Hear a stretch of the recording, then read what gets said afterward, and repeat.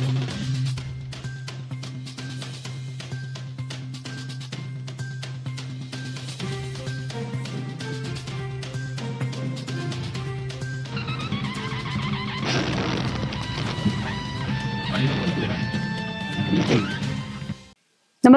आपण पाहता हिरकणी न्यूज.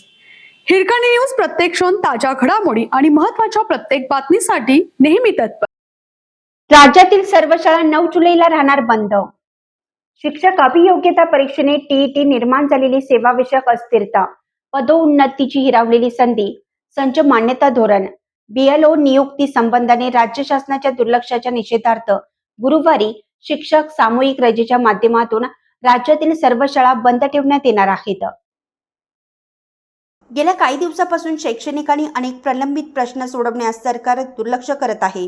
त्यातच पेपरफुटी व शिक्षकांवर लादलेले अशैक्षणिक कामे, संच मान्यता आदी विषयी शिक्षण क्षेत्र अडचणीत आलं आहे. या संदर्भात सर्व संघटना प्रमुख पदाधिकाऱ्यांची बैठक झाली. त्यात सर्व शाळा बंद आंदोलनाचा निर्णय झाला.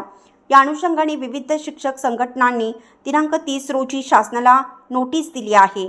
आंदोलनात राज्य प्राथमिक शिक्षक मध्यवर्ती संघटना, शिक्षक संघटना समन्वय समिती, राज्य प्राथमिक शिक्षक समिती, महाराष्ट्र सीईटी उत्तीर्ण शिक्षक कृती समिती, राज्य खाजगी शिक्षक सेवक संघटना, शैक्षणिक व्यासपीठ, मुख्याध्यापक संघ व अन्य समविचारी शिक्षक संघटना सहभागी होणार आहेत, अशी माहिती शिक्षक नेते भरत रसाळे यांनी दिली.